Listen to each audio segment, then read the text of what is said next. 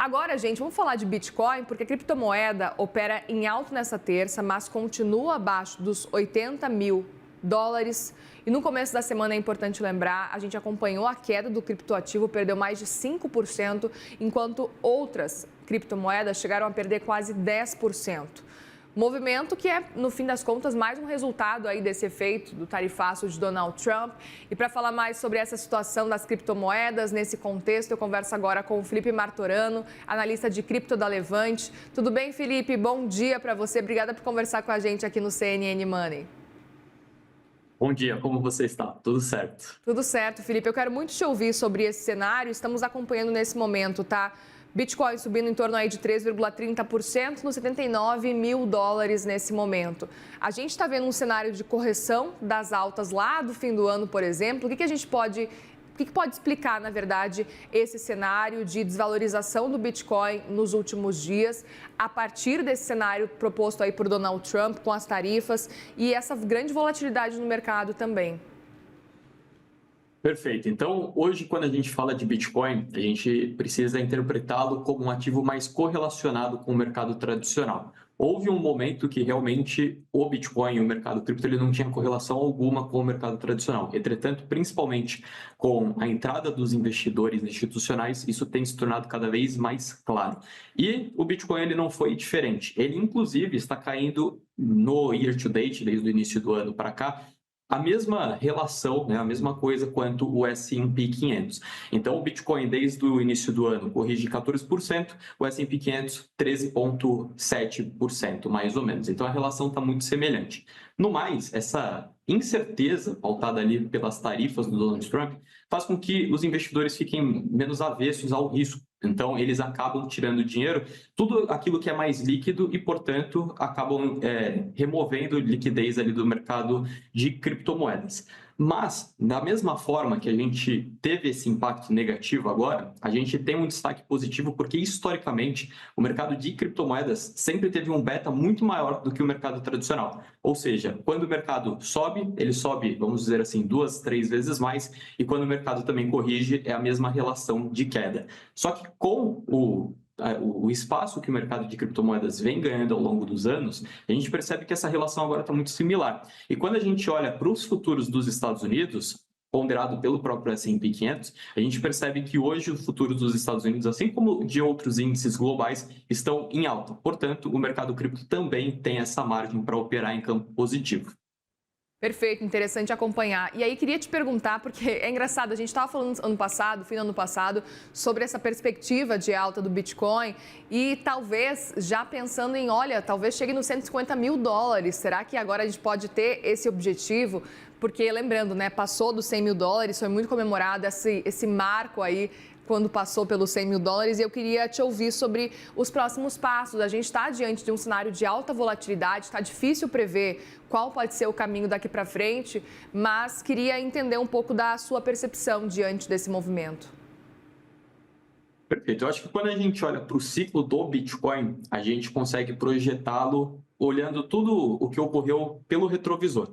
Se a gente for projetar o ciclo, a gente realmente pode chegar próximo desse patamar de 150 ou às vezes até um valor até mais elevado. Mas tudo vai agora em linha quanto o que for acontecendo dentro dos mercados tradicionais e o desenrolar da guerra comercial. Historicamente, o momento atual ele é muito oportuno. A gente tem uma simetria aqui muito interessante para quem se expor agora ao Bitcoin aos 80 mil dólares. Ou seja, a gente tem muito mais a ganhar do que eventualmente a perder. O próprio Bitcoin tem se demonstrado um ativo mais resiliente do que ele foi no passado e os próprios ciclos eles estão sendo diferentes em relação à quantidade de capital exposto. O que eu quero dizer com isso? Hoje a gente tem um grande player que é o investidor institucional, que quando olhamos para dados on-chain, a gente percebe que esses investidores institucionais, rotulados por baleias, grandes detentores de Bitcoin, neste momento eles seguem acumulando mais Bitcoins. Então, a gente tende a interpretar que essa é uma correção momentânea e que muito possivelmente a gente volta a pelo menos testar as máximas históricas do Bitcoin,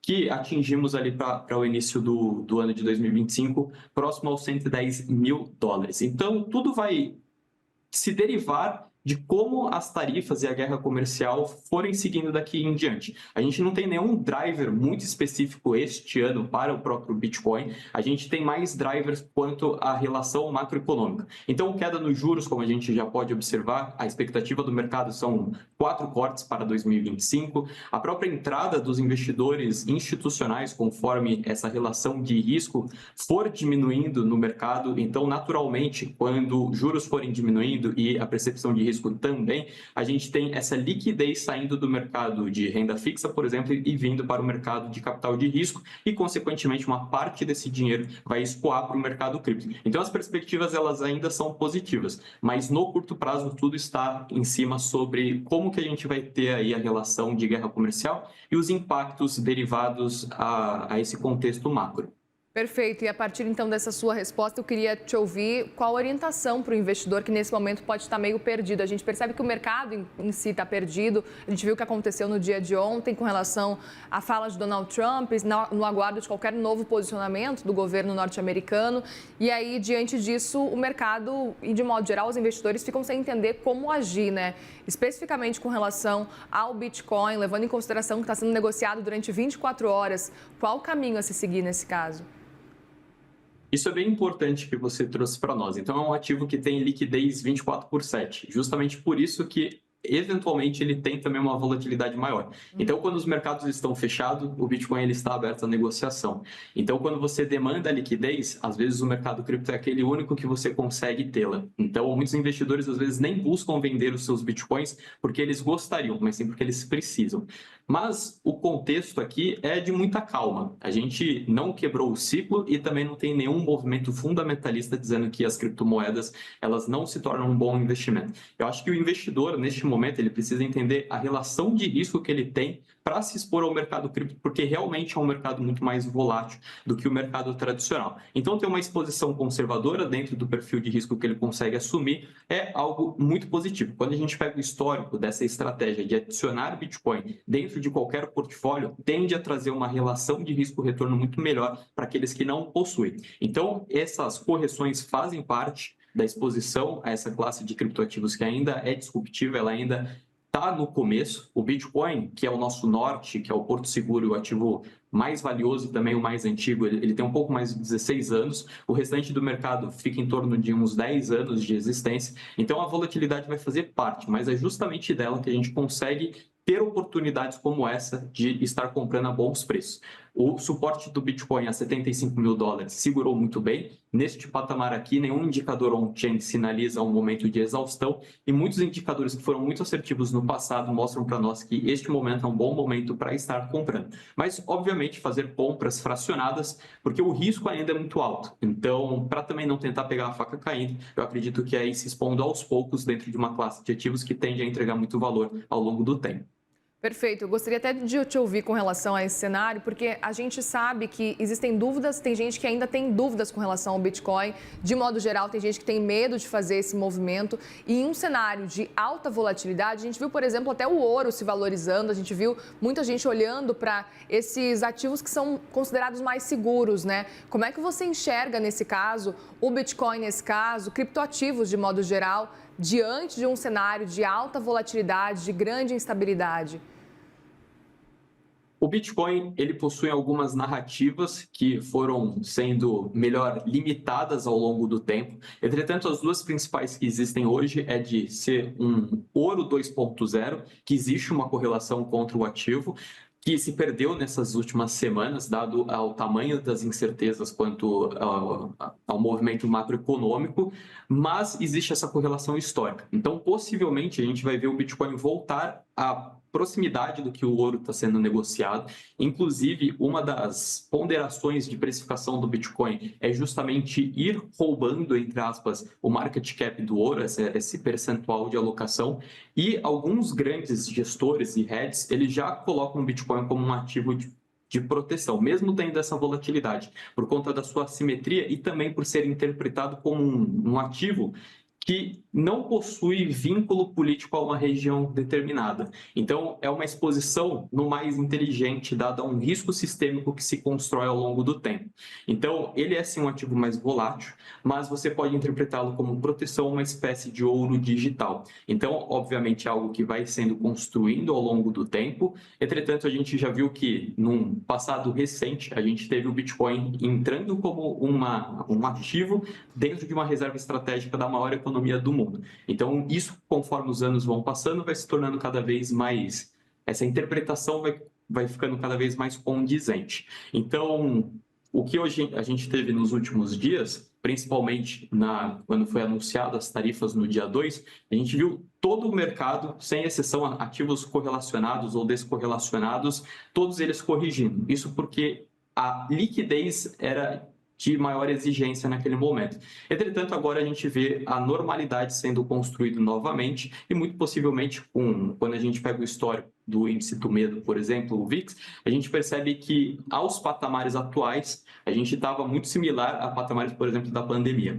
E mesmo com isso, a gente tem uma relação agora de um efeito possivelmente elástico, voltando a essa normalidade. E o Bitcoin é aquele que tem um beta mais alto dentro do mercado tradicional. Então, a exposição a ele pode ser, sim, muito inteligente, mas sempre com muita cautela. A própria BlackRock coloca que talvez uma exposição boa para os ativos do mercado de criptomoedas é algo entre 2% a 3% dentro da alocação da gestão de portfólio de todos os investidores.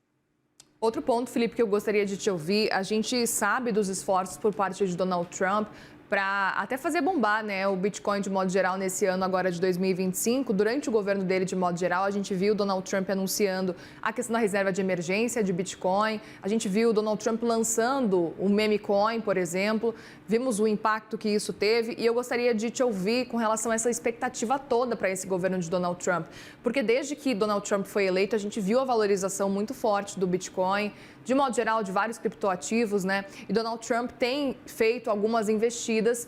Agora, por enquanto, até parou, porque o foco, enfim, é outra coisa, é em tarifas, não é exatamente nesse cenário cripto, mas Donald Trump tem feito reuniões e tem, inclusive, avançado com relação a essa questão de reserva de emergência, tem divulgado alguns dos criptos que vão ser utilizados. Isso tem feito com que esses criptoativos acabem se valorizando bastante. E aí eu gostaria de saber a sua avaliação com relação aos próximos anos durante esse governo de Donald Trump. E eu sei que é difícil a gente olhar para frente diante de tanta instabilidade, inclusive volatilidade, mas levando em consideração que a gente tem um presidente dos Estados Unidos que está disposto a investir em criptoativos. E essa é uma grande diferença na comparação com Joe Biden, o último presidente que estava no lugar de Donald Trump até então, antes, né, de Donald Trump. E é importante lembrar que ele acabou limitando, de certa forma, também o mercado de criptoativos como um todo. E antes também, é importante lembrar, a gente viu o próprio Donald Trump,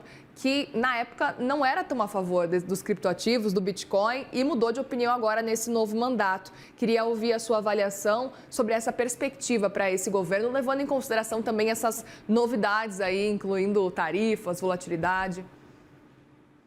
Ótima pergunta. Eu acho que quando a gente fala de Bitcoin com política, o Bitcoin ele tem se tornado um ativo cada vez mais político e uma forma de você também conseguir seguidores. Então, a comunidade que investe em criptomoedas é uma comunidade muito forte e que vem crescendo a números bem surpreendentes. A gente pode pegar essa relação, por exemplo, pela quantidade de investidores que investem no mercado de criptomoedas e a quantidade de investidores que investem no mercado de renda variável tradicional aqui no Brasil. A relação de investidores cripto é bem maior do que a de investidores no mercado tradicional. Então, os políticos que entenderem o quanto antes que ter as criptomoedas como um aliado vai se beneficiar. Então, possivelmente, existem até alguns estudos que demonstram que talvez o Donald Trump não teria vencido as eleições se ele não tivesse se posicionado como um presidente pró-criptomoedas. Afinal de contas, boa parte ali dos discursos que ele trazia e também ali o que ele trazia nas redes sociais dele, muito estava em linha com um mercado de criptomoedas, né? Fazer dos Estados Unidos um polo, um hub de desenvolvimento cripto. E, de certa forma, ele tem seguido, sim, essa linha que foi prometida. comprometida. A gente tem hoje uma SEC, que é equivalente à nossa CVM aqui no Brasil, muito mais pró-criptomoedas, o que você muito bem ponderou realmente na gestão passada do Joe Biden.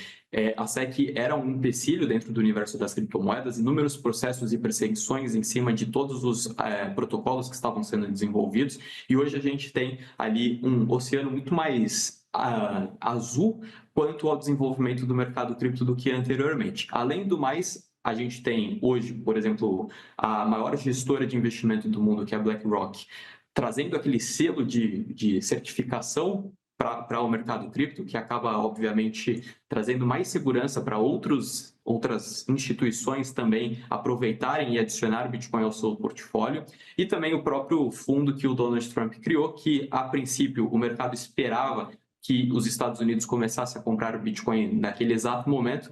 Não foi o que ocorreu, isso acabou decepcionando um pouco, mas no overview em geral, significa que os Estados Unidos agora também não vai ser um vendedor de Bitcoin e traz o selo de que eles entendem que é melhor você ter Bitcoin dentro ali do teu tesouro do que eventualmente não ter. Então isso sinaliza para o mundo um movimento muito importante como um protagonista. Então quando a gente olha para todas essas métricas de melhores práticas para o mercado de criptomoedas, definitivamente o Donald Trump tem sido um presidente muito mais pró-criptomoedas do que qualquer outro. E isso obviamente vai se estender à medida que os resultados também forem sendo formados. Por hora, com a queda dos mercados, muitos investidores ficam até com receio de se expor a um ativo tão volátil. Mas como eu mesmo mencionei aqui no começo, quando a gente pega desde o início do ano para os dias atuais, o Bitcoin tem se mantido numa correção similar à correção do S&P 500. Então, esse beta adicional às carteiras e também a própria narrativa vai se construindo ao longo do tempo, se tornando cada vez mais tradicional os investidores interpretarem isso como